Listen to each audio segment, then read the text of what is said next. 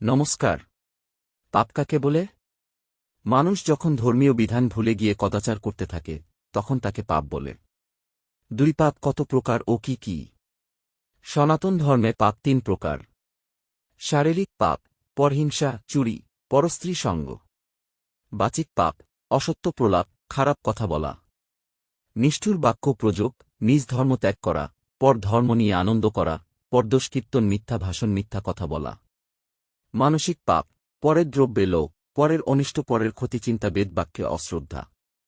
তিন পাপের ফলে নরক গমন কি?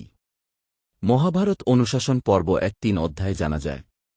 পাপাচারী মানুষ যখন স্থূল দেহ ত্যাগ করে তখন যমদূতেরা তার সূক্ষ্ম দেহকে পাশবদ্ধ করে যমপুরীতে নিয়ে যায়।